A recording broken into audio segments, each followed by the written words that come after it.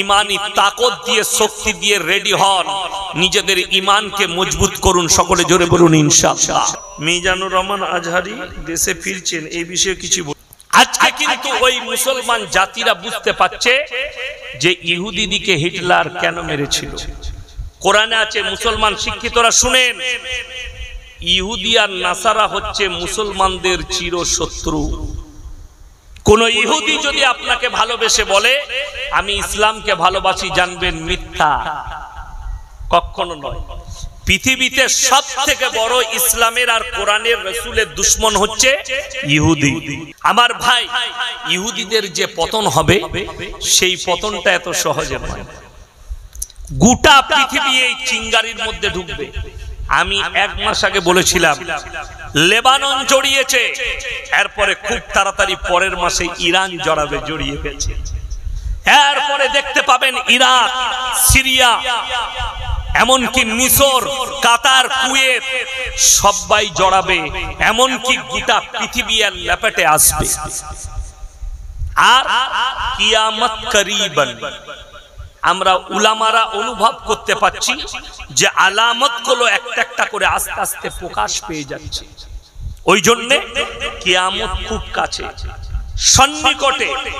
আপনি মনে করবেন না, আল্লাহর রাসূল সাল্লাল্লাহু আলাইহি সাল্লাম বলেছেন, হাদিসে আছে, অনুমান করেছেন যে অনেক মুসলমানের কতলে আম হবে দুনিয়া কিয়ামত আসার পূর্বে। যারা হাদিস বিচারক তারা বলছে কমপক্ষে পৃথিবীতে 20 কোটি মুসলমানের হত্যা হবে। 20 কোটি মুসলমানের হত্যা হবে, হত্যা লীলা চলবে। আর এই যুদ্ধ এত তাড়াতাড়ি থামবে না। ভ্লাদিমির পুতিন এসে দাঁড়িয়েছে। আমি দোয়া করব আল্লাহ রাশিয়াকে ইরানের পাশে দাঁড় করিয়ে দাও, জোরে বলুন আমিন। যেন আমেরিকার পতন হয়, যেন ইসরায়েলের পতন হয়। আমাদের উলামাদের মতে আল্লাহ রাসূল সাল্লাল্লাহু আলাইহি সাল্লাম বলেছেন কিয়ামতটা, শুনে রেখে দেন, আপনি মনে করেন না কিয়ামতটা দমকলের মাঠে হবে, বহরমপুরের মাঠে হবে।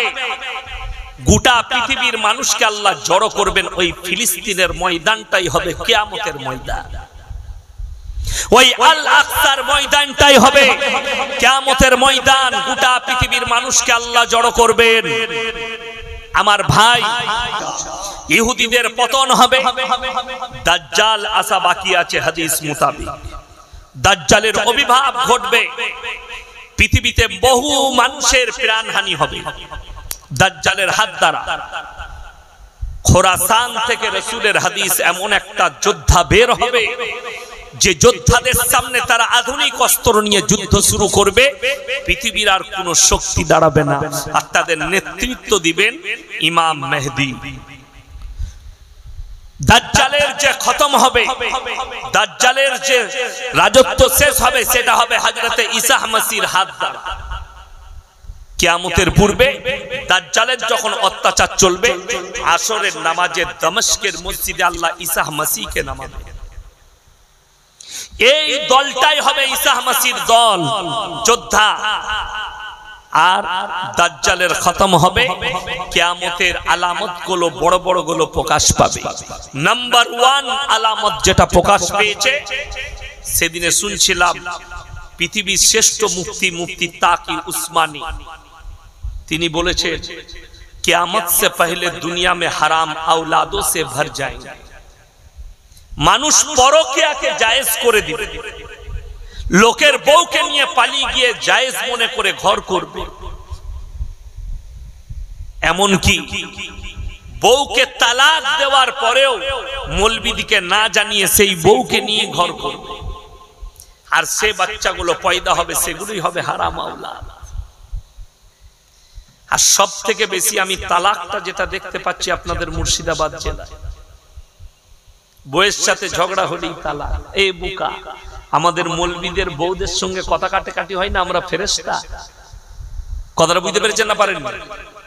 এই মৌলবীদের কথা কাটাকাটি হয় না, কথা কাটাকাটি হয়। আমার বিটিকে যখন আমার বিবি চিল্লায়,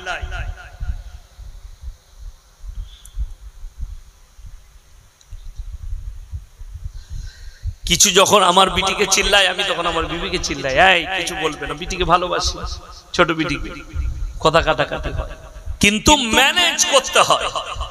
আর আমাদের সাধারণ যুবকরা মনে করে তালাক দেওয়াটা খুব ভালো, যে তালাক দেওয়ার পরে ইন্দুর মারা বিষ খুঁজে বেড়াচ্ছে, মলবি খোঁজ মালটাকে কি করে ঘুরিয়ে লিয়া যায়।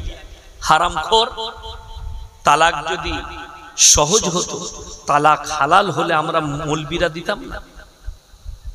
আমাদের বউরা সাধু না আমরা সাধু? সবারই বাড়িতে হাঁড়ি থাকলে ঠুকাঠুকি হয়। ওই জন্য প্রত্যেকটা ভাইকে বলছি, ইমানের উপরে টিকবেন, জোরে বলুন ইনশাআল্লাহ।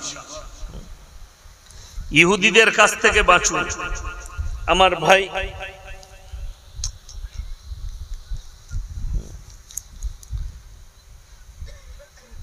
পশ্চিমা বিশ্ব এবং আমাদের ভারতবর্ষ যে মুসলিম বিরোধী মনোভাব তৈরি হয়েছে, এই অবস্থায় মুসলিম সমাজের করণীয় কি? ফিলিস্তিন ইসরায়েলের যুদ্ধে পরিপ্রেক্ষিতে মুসলিম সমাজের কিভাবে প্রস্তুত থাকা প্রয়োজন? দেখুন, আমি একটা কথা বলি, এক্ষুনি এটার বিরুদ্ধেই, এটার ব্যাপারেই বললাম যে 20 কোটি মুসলমানের হত্যা হবে পৃথিবী জুড়ে। সেটাতে ভারতবর্ষ হবে না এরকম কোনো কথা নেই। কথাটা বুঝতে পেরেছেন না পারেন? এখন একটা বহুত বড় ষড়যন্ত্র চলছে। আপনি ভারতের ইলেকট্রিক মিডিয়াগুলো খুলে দেখুন, 24 ঘন্টা। আমি গাড়িতে আস্তে আস্তে একজন হিন্দু ভাই, সনাতনী ভাইদের, পণ্ডিতদের বয়ান শুনছিলাম, কে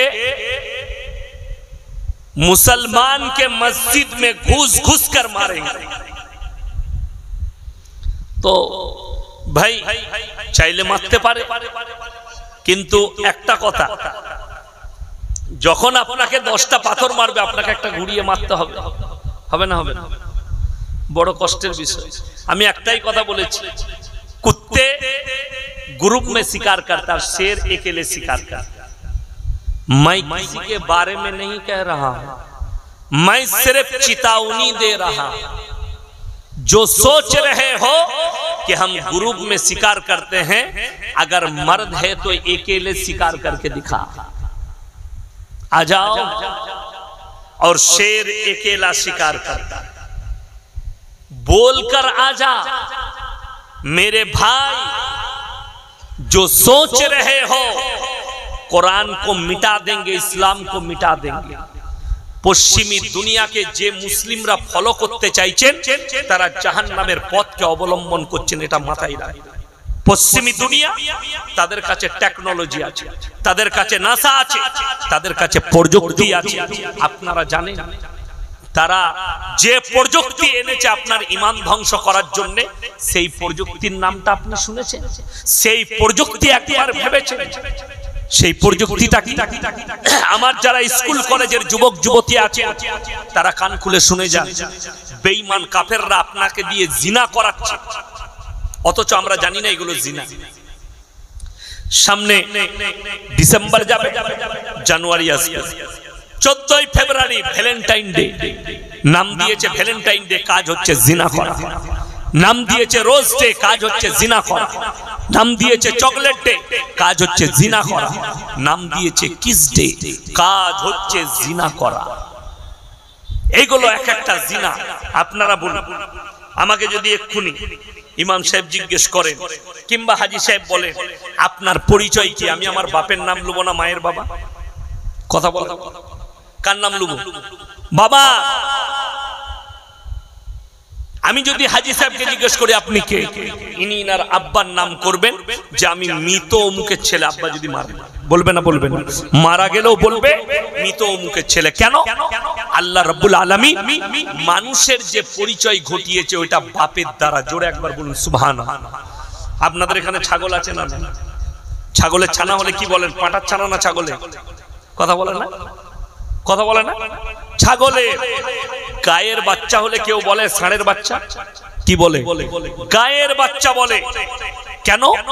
আল্লাহ জানোয়ারের পরিচয় দিয়েছে মায়ের দ্বারা, আর ইনসানের পরিচয় বাপের দ্বারা ঘটিয়েছে। শুনে যাও হে আমার যুবকরা, এই পশ্চিমী দুনিয়ার যতগুলো দেশ আছে, লন্ডন, আমেরিকা, জাপান, জার্মান, উত্তর কোরিয়া, দক্ষিণ কোরিয়া, চায়না, অস্ট্রেলিয়া, ব্রাজিল, যতগুলো দেশ আছে তারা তাদের পার্লামেন্টে পাস করিয়েছে, এরপর থেকে কোন ছেলে যদি চায় সে মায়ের পরিচয়েও বাঁচতে পারবে। তার মানে তার মা পরকিয়া করবে বিয়ে না করেও, সেটার নাম দিয়েছে বেঈমান কাফেররা রিলেশনশিপ। আজকে অনেক কলেজ আর ইউনিভার্সিটির ছাত্র যারা হোস্টেলে থাকে, যারা কলেজে পড়াশোনা করে, তারা রিলেশনশিপে থাকছে। ওই মেয়েটার সঙ্গে আমি রিলেশনশিপে আছি, 2 বছর রইল, একই হোস্টেলে রইল, একই রুমে রইল, তারপরে যখন পছন্দ হলো না ও চলে গেল, আর একটা বাচ্চা চলে এলো, সেই বাচ্চাটা মায়ের পরিচয়ে বাঁচবে, এটারই তারা নাম দিয়েছে রিলেশনশিপ। কিয়ামতের পূর্বে আল্লাহর রাসূল বলেছেন পৃথিবীটা হারাম আওলাদে ভরে যাবে, এইভাবে হারাম আওলাদ গুলো প্রোডাক্ট হবে, এইভাবে প্রকাশ পাবে। আর এই রোগ মুসলমানের কাছে ছুটে এসেছে। মুসলমানদের কাছে কি এসেছে? অতিরিক্ত পরকিয়া। মায়েরা শোনো, ওয়ালা তাকরাবুজ জিনা ইন্নাহু কানা ফাহিশা ওয়া সা সাবিলা।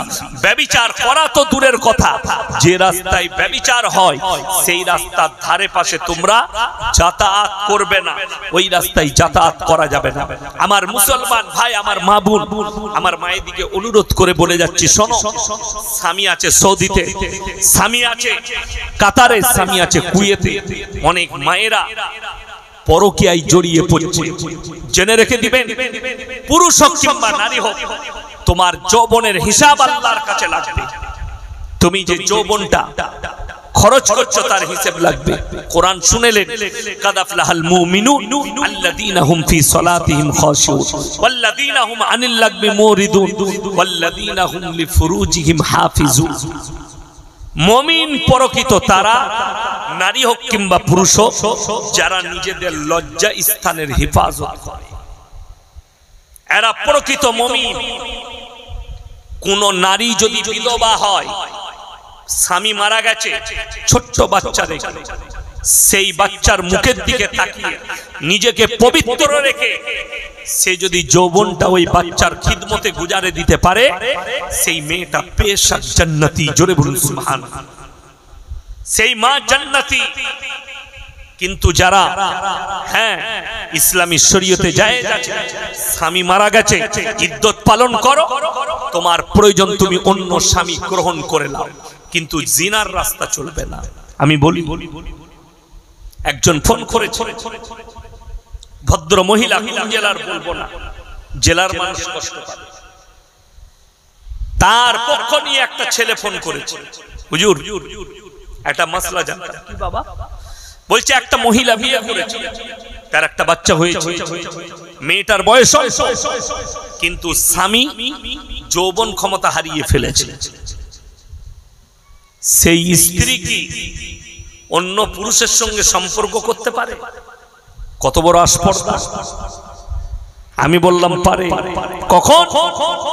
তার স্বামীকে বলো তাকে তালাক দিয়ে দিবে, ডিভোর্স দিয়ে দাও, মেয়েটা ইদ্দত পালন করবে, অন্য স্বামী গ্রহণ করবে। বলছে না হুজুর, স্বামীটা স্বামী থাকবে, খালি অন্য মেয়ের সঙ্গে, অন্য ছেলের সঙ্গে নিজের যৌবনটা মিটাবে।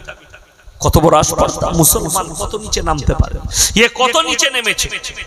শুনে রেখে দেন, হিন্দুস্তানের মাটিতে আপনার জায়েজ করে দেয়া হয়েছে কাকে? সমকামী জায়েজ, লিগ্যাল করে দেয়া হয়েছে সমকামী। পরকীয়া লিগ্যাল হয়ে গেছে। আপনাকে আমাকে নিজের ঈমান নিজে দিকে বাঁচাতে হবে, অন্য দ্বারা নয়। ওই জন্য আমি অনুরোধ করব আপনাদেরকে, নিজেদের সন্তান দিকে হেফাজত করুন।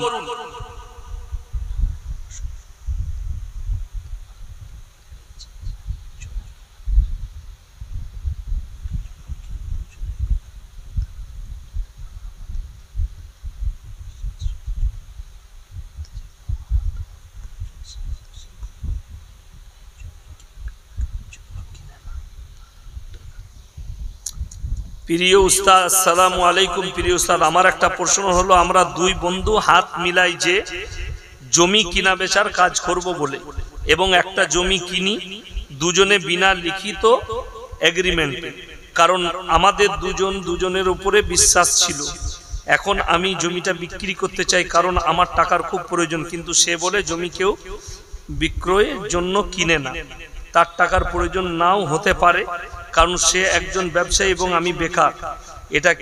এটা কি সে ঠিক করছে? তার জমি নিজের অংশ বিক্রি করা যাবে না কারণ একটাই প্লট, সেক্ষেত্রে আমি কি জুলুমের শিকার হচ্ছে? এই পরিস্থিতি আমার করণীয় কি? দেখুন, জমিটা নিশ্চয়ই 1 কাঠা হতে পারে, নিশ্চয়ই 5 কাঠা হতে পারে।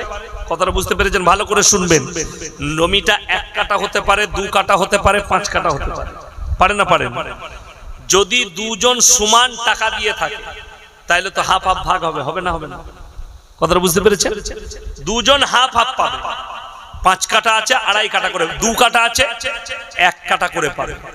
আপনি দুপক্ষেরই উচিত তোমার 1 কাঠা ভাগ, আমার 1 কাঠা ভাগ, তুমি তোমার 1 কাঠা বেচে দাও, আমার প্রয়োজন নাই, আমারটা বেচবো না। এটা হচ্ছে রাস্তা, এটা হচ্ছে রাস্তা। আর যদি বলে যে আমি বেচতে দেব না, তার নাম হচ্ছে জুলুম। কেউ অসহায় হলে, কেউ যদি অসহায়, সত্যিকারই অসহায়, তাইলে তার হেল্প করো। তা না হলে বলো তোমার কত টাকা প্রয়োজন তুমি আমার কাছে নাও, তুমি কাজ মিটাও, জমিটার দাম বাড়লে 2 বন্ধুরই লাভ হবে। এটা একটা রাস্তা। যে তোমার 50,000 দরকার, 2 লাখ দরকার, তুমি আমার কাছে টাকা আছে, তুমি লাও, কাজ মিটাও, আমার বন্ধু। আর একটা কথা বলে দিই আপনাকে, কিয়ামতের পূর্বে, কিয়ামতের আলামত একটা শুনেলেন, খুব সুন্দর কথা।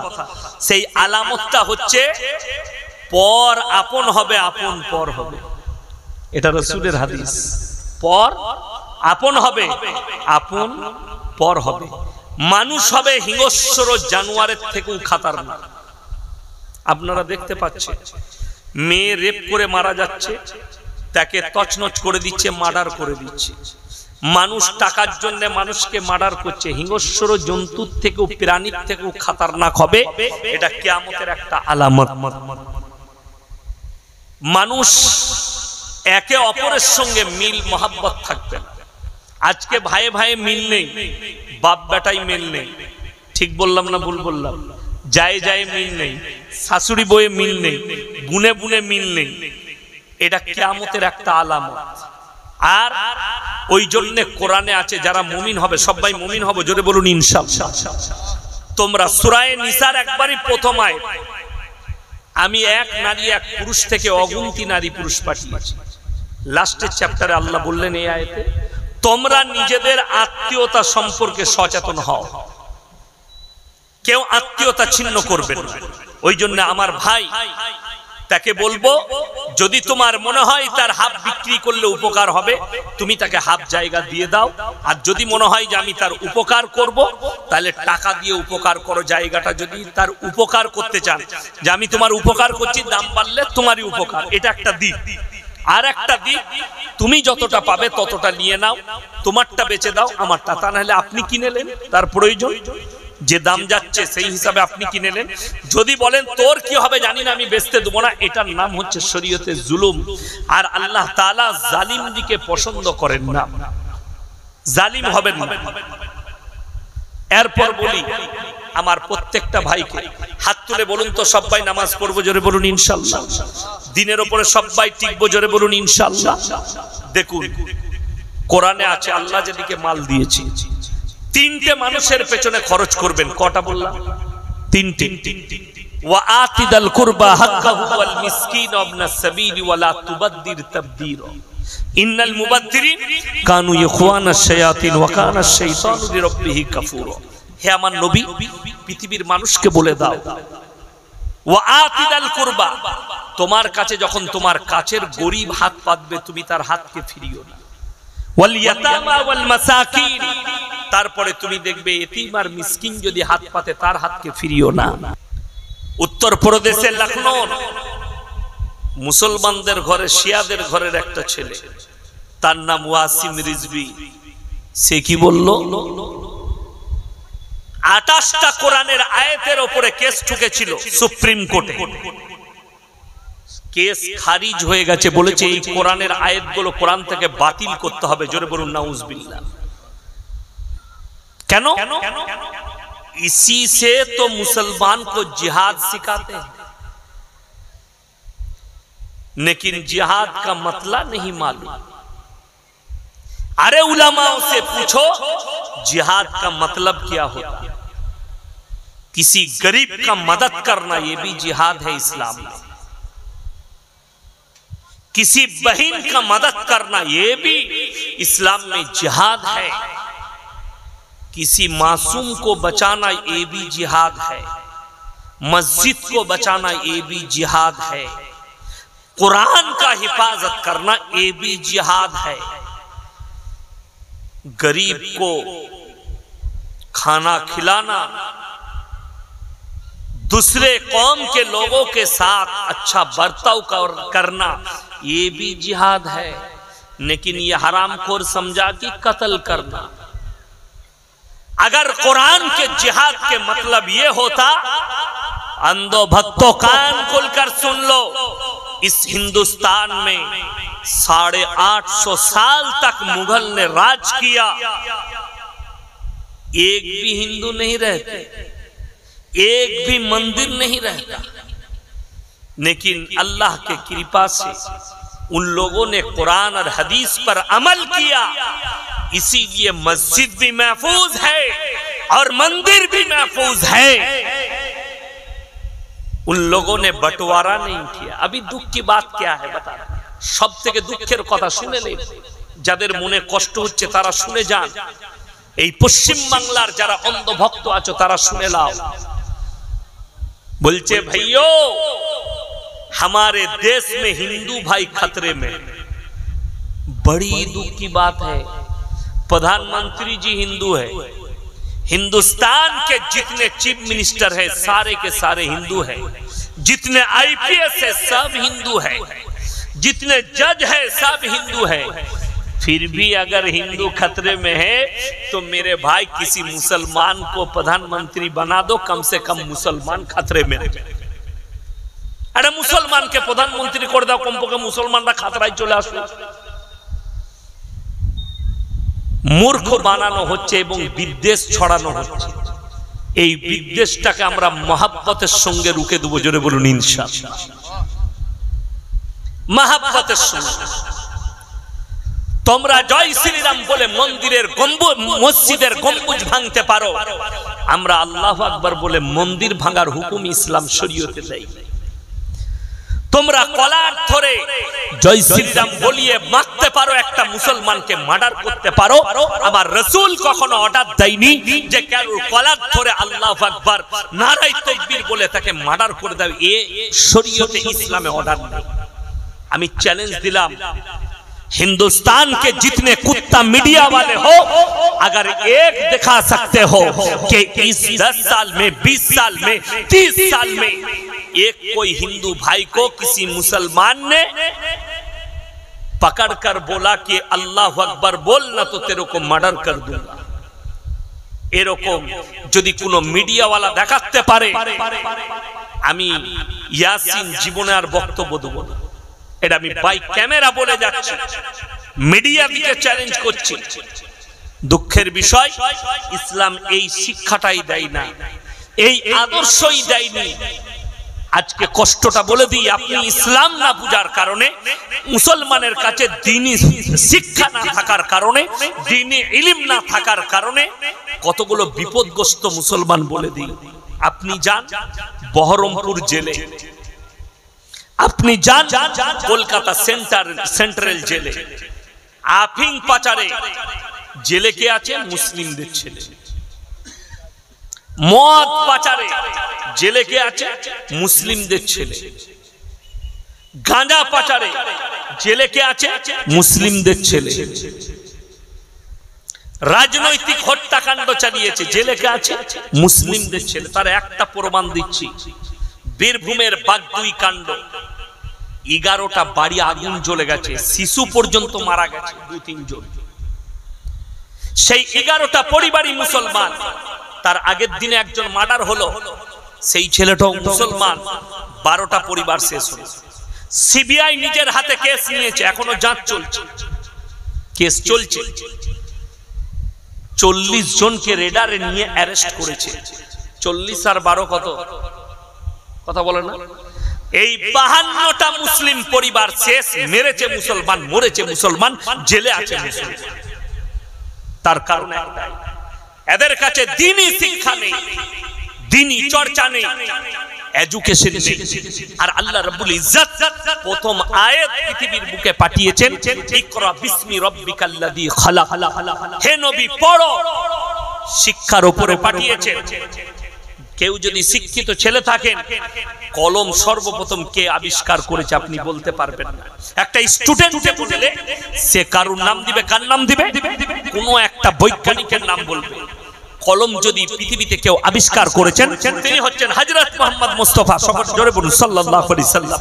আল্লাহ কোরআনে বললেন আল্লামা বিল কলম, আমি কলমের সাহায্যে তোমাদেরকে শিক্ষা দিয়েছি। আল্লামাল ইনসানা মা লাম ইয়ালাম, যে শিক্ষাটা দিয়েছি পৃথিবীর মানুষের পুরো অজানা। গোটা কোরআন আল্লাহ অবতীর্ণ করেছেন, তার পূর্বে মানুষ অবগত ছিল না কোরআন সম্পর্কে। বেঈমান কাফেররা যারা ঈমান এনেছে, কি দেখে এনেছে? পানিটা দেন তো, ঠান্ডা। কি দেখে এনেছে? তাদের ঈমান আনার একটাই সূত্র, যতজন ঈমান এনেছে তার সূত্র হচ্ছে একটাই মারাত্মক সূত্র, নবী যে কোরআন আনছে পৃথিবীর অজানা কথাগুলো নবীজি শোনাচ্ছেন। জোরে বলুন সুবহানাল্লাহ। এই বাণী জীবনে শুনিনি, এই বাণী কারুর কাছে শুনিনি, নবীজি শোনাচ্ছেন। তার মানে এটা মারাত্মক কথা, কারুর জানা ছিল না, ওই কথা নবীজি জানাচ্ছেন। তার মানে এটা আল্লাহর তরফ থেকে বাণী আসছে। আল্লাহ রাসূল সাল্লাল্লাহু আলাইহি সাল্লামের খাস বন্ধু ছিলেন হযরত আবু বকর সিদ্দিক রাদিয়াল্লাহু তাআলা। নবীজি বললেন, আবু বকর আমি একটা কথা বলবো, তুমি বিশ্বাস করবে? বলে কি বলুন? বললে আল্লাহ আমাকে নবুয়ত দিয়েছে, এটা কি তুমি বিশ্বাস করো? হযরত আবু বকর বললেন, আমি আপনার উপরে কলমা পড়লাম আর আমার দৃঢ় বিশ্বাস আল্লাহ আপনাকে নবুয়ত দান করেছেন। জোরে বলুন সুবহানাল্লাহ। এবং নবীজি বললেন, হে আবু বকর, আজ থেকে তোমার নাম শুধু আবু বকর নয়, আবু বকর সিদ্দিক মানে হচ্ছে সত্যবাদী। জোরে বলুন সুবহানাল্লাহ। এই সিদ্দিক লাকাবটা আল্লাহর রাসূল দিয়েছেন। আর সাহাবীরা ঈমান এনেছেন, ঈমান থেকে লড়ন চড়ন করার কোনো জায়গা নেই। আজকে আপনি ভেবে দেখুন, আপনার হৃদয়কে, আমি চলে যাওয়ার পরে রাত্রে শুয়ে আপনার হৃদয়কে জিজ্ঞেস করি, আমি নিজেকে মুসলমান বলে সমাজের বুকে পরিচিতি করেছি, সমাজ আমাকে মুসলমান বলে চিনে, আমার কাছে রাসূলের আদর্শ আছে কি? আমার পরিবারে রাসূলের আদর্শ আছে কি? আমার বিবির কাছে রাসূলের আদর্শ আছে কি? আমার সন্তানের কাছে রাসূলের আদর্শ দিতে পারলাম? এটা মনে মনে ভাববেন। আমি আসানসোলে বলে এসেছি, বাবা গান বাজনা ইসলামে জায়েজ হলে আমরা মৌলবীরা সর্বপ্রথম সারিতে থাকতাম ইসলামী শরীয়তে। নাচ গান যদি হালাল হতো আমরা থাকতাম, লটারি যদি হালাল হতো ইমামরা সব থেকে প্রথমে কাটতো। কেন? সব থেকে কম বেতন ইমাম। ঠিক বললাম না ভুল বললাম? ইমামরা আগে কাটতো, মৌলবীরা। তোমার জানা দরকার, যখন মৌলবীরা কাটছে না, হারাম মনে করেছে, তোমার কাছে কি করে লটারি হালাল হতে পারে? কষ্টের বিষয় কি জানেন? আমি জানি না ডোমকলে কটা লটারির দোকান আছে, কিন্তু আশা করি মুসলিমরাও লটারির ব্যবসা করে। ঠিক বললাম না ভুল বললাম?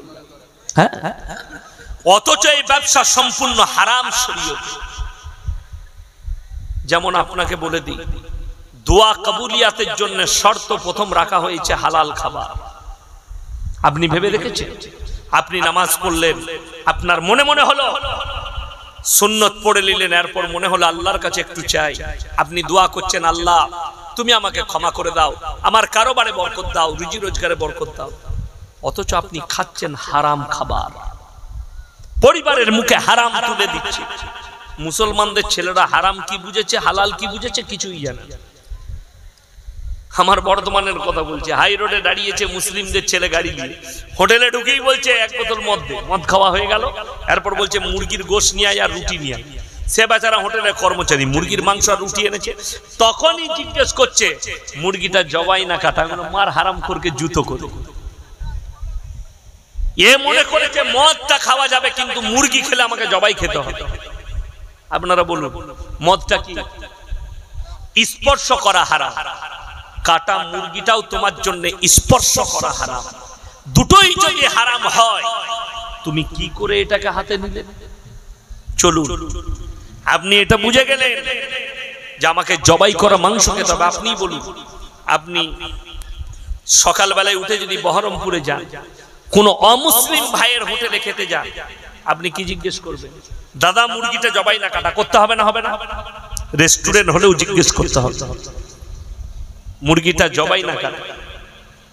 আমি এই দেখবেন ইসলামপুরের আগে ঢোকার আগে একটা দেখবেন বাঁ হাতে রোডের সাইডে রেস্টুরেন্ট আছে, ছেলেরা জানে যারা মোটরসাইকেলে যায়। আমি একদিন ওখানে ঢুকেছি, তো ড্রাইভার বললে চাউমিন খাবো, চিকেন চাউমিন। আমি বললাম ভাই মুরগি জবাই? দুজন এসে সালাম দিয়ে জিজ্ঞেস করলে, বললে এটা অসুবিধা নেই, আমাদের এখানে ইসলামপুরের বাজার থেকেই মাংস আসে। কথা হয়ে গেল, আমি সার্টিফাই হলাম যে না খাওয়া যাবে। জবাই জবাই জিজ্ঞেস করতে হবে আমাকে। আপনি বুঝে গেলেন। রাতের বেলা ইয়াসিন ভাই এসেছিল আমাদের মুক্তারপুরে, তিনি বলে গেছে যে ভাই না জবাই মাংস খেতে হবে। সকালবেলায় দোকানে গিয়ে বললেন ভালো করে জবাই করা 100 টাকার মাংস দে, 1 কিলো মাংস দে। কিনছেন জবাই করা মাংস, টাকাটা কিন্তু আবার সুদের টাকা, সেই একই মালদারি। কথা বুঝাতে পারলাম? আপনি বুঝতে পারেননি এখন। কেন? এই জন্যই আপনার বুঝে আসবেন। আপনি মনে করছেন মৌলবি মনে হয় নিজের কথা বলছে, বানিয়ে বলছে না। এরপর চলুন কোরআনে। আমার আল্লাহ কোরআনে বললেন ওয়াহাল্লাল্লাহুল বাইয়া ওয়া হাররামার রিবা। হে আমার নবী, তোমাদের জন্য ব্যবসাকে হালাল করেছি আর সুদকে আমি আল্লাহ হারাম করেছি। আমার নবী বিশ্ব নবী বললেন কেউ যদি 1 টাকা সুদ খায়, হে আমার সাহাবীরা, নিজের মায়ের সঙ্গে 36 বার জিনা করার সমান পাপ হবে। নাউজুবিল্লাহ বলে, নিজের মায়ের সঙ্গে 36 বার জিনা করার সমান পাপ হবে। আপনি ভেবে দেখুন, বড় কষ্টের বিষয়। আপনি ভাবছেন আমি সুদ খাচ্ছি, কেউ জানে না, মৌলবীরা জানে না, অনেকজন লুকিয়ে সুদ খায়। আবার আমাদিকে দেখলে বলে ইংরেজিতে বল ইন্টারেস্ট। মৌলবীরা বুঝে না ইংরেজি। আমরা তো স্কুলে যাই না, তুই একা বুঝিস। আচ্ছা আল্লাহ বুঝে না? বুঝে না? আয় হায় হায়, যারা লুকিয়ে পাপ করছেন, যাদের মনে হচ্ছে কেউ বুঝতে পারেনি, কেউ দেখেনি, আমি সুদ খাই, লুকিয়ে খাই, না জানিয়ে খাই, আল্লাহর কসম তারা কোরআন শুনে যান। সূরা আল ইমরান প্রথম পৃষ্ঠা, ইন্নাল্লাহা লা ইয়াখফা আলাইহি শাইউন ফিল আরদি ওয়ালা ফিস সামা। হে আমার নবী বলে দাও, আসমান আর জমিনের মধ্যে যা কিছু আছে কোন জিনিসটাই আমার আল্লাহর কাছে গোপন নেই। শুধু তাই নয়, কোরআনে অপর জায়গায় আছে কিরামান কাতিবিনা ইয়ালামুনা মা তাফআলুন। হে নবী, আমি প্রত্যেকটা নারী পুরুষের কাছে 2 জন করে ফেরেশতা নিযুক্ত করেছি। কাতিব শব্দের অর্থ হচ্ছে যারা টাইপ করে করে লেখে। ডান দিকে এবং বাম দিকের ফেরেশতা তোমাদের পাপ এবং পুণ্যগুলো টাইপ করে করে লিখে রাখবে। এটা কোরআন সব লিখে রাখবে।